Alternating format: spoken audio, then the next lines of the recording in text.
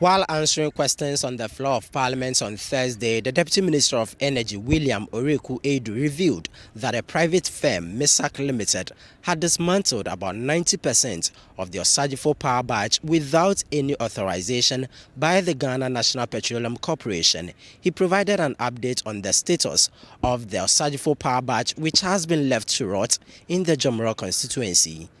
The Ministry of Energy, in a letter dated 16th of November 2015 and referenced SCR, whatever, directed GNPC to take over the ownership of the barge. However, due to the prolonged legal dispute, which prevented GNPC from working on the barge, no maintenance activities could be performed throughout the arbitration, leading to the deterioration from excessive corrosion. In line with the Public Procurement Authority guidelines, as mentioned above, GNPC constituted a board of survey to physically inspect the barge and recommend best disposal option. On the 9th of February 2023, the board of survey team visited the barge site and provided a status update in a report dated 28th March 2023. The team observed that about 90% of the OPD of the barge was dismantled.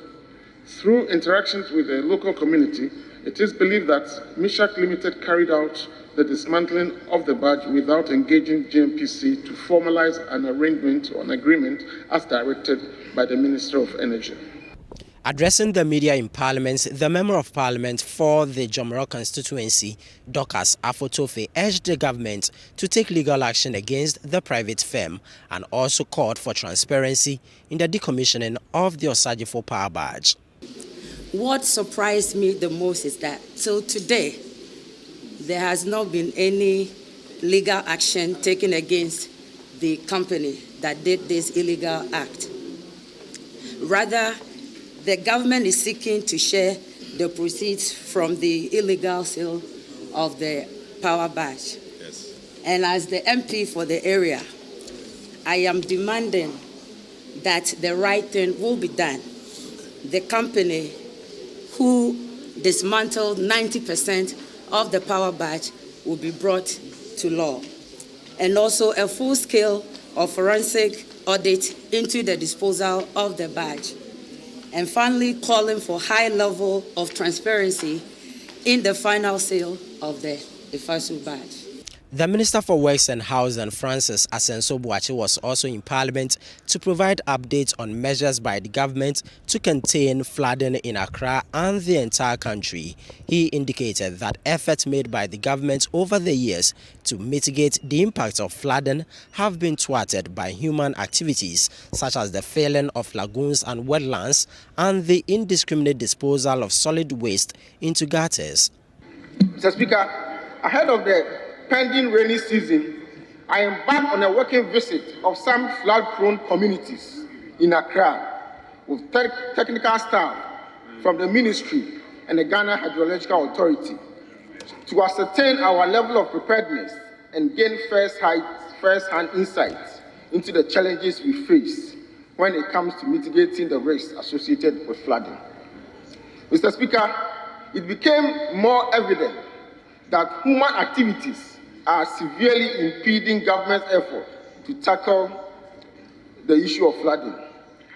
The observations include filling of lagoons and wetlands with construction materials for development purposes, building on drainage channels, hence blocking the free flow of storm water, dumping of solid waste in drains, thereby reducing their capacity to hold storm water, and the gaps in the enforcement of planning laws and building regulations by the various MMDAs. Subsequently, Mr. Speaker, Cabinet at its 47th meeting held on Saturday, 25th March 2023, considered a report on my inspection of the drainage infrastructure here in Accra. Cabinet noted the need to consider flooding in Accra as a national security issue, since effective law enforcement has a major role to play in addressing the challenge. I wish to invite this August House to give serious consideration to committing, for instance, a proportion of the road fund, given the impact of drains on the lifespan of roads. The sanitation levy, in view of the effect of solid waste on drainage capacity, and the common fund, recognizing the need for a holistic and efficient drainage system to flood control in the country. By so doing, Mr. Speaker, we will clearly showcase the nation's unwavering dedication to addressing this age-long challenge in a comprehensive manner. I'm happy today that we have the finance minister here. Mr. Speaker, after when we are prioritizing areas, flooding should be considered. Well, last year, as my brother did indicate, last year, for example, the minister for Western Housing here, I see him, I'm saying, oh, brother, you are suffering. You are suffering. And Honorable Teacher said that he also suffered in the area when he was there. He's suffering. That young man is suffering. Last year, for example, he was given only 80% of his release. 80%. Only 80%. So how can he work? How can he work? So, Honorable Finance Minister, please, you are here today. I'm happy you have been summoned here on this matter. Let us address this issue critically. Because flooding it costs so much to the country.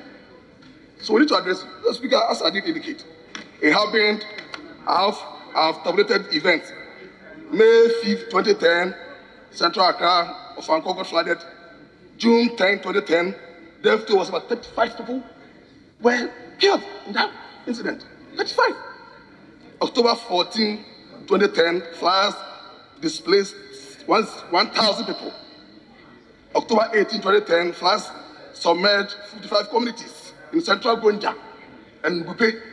These are documented. We are living in floods. These are documented. They are there.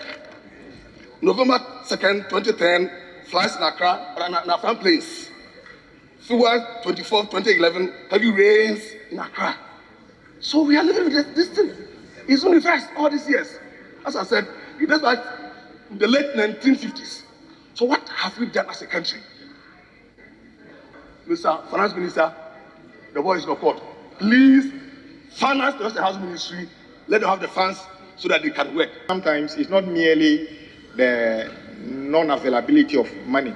The problems are not natural disasters, Mr. Speaker. We are creating them. Majority of the time, we are creating them. Do we want to say that we don't want rains, but we want to have food? We don't want rain, but we want to have water? That is not the way God creates the world. There should be rain, but the rain should not become a disaster. We should be happy it's raining. Indeed, farmers are happy when it's raining. It's only those of us who are getting flooded that don't like the rain. Simply because, Mr. Speaker, we have totally neglected the spatial planning. Reporting from Parliament, my name is Ni Ayukwe Okine for Citi News.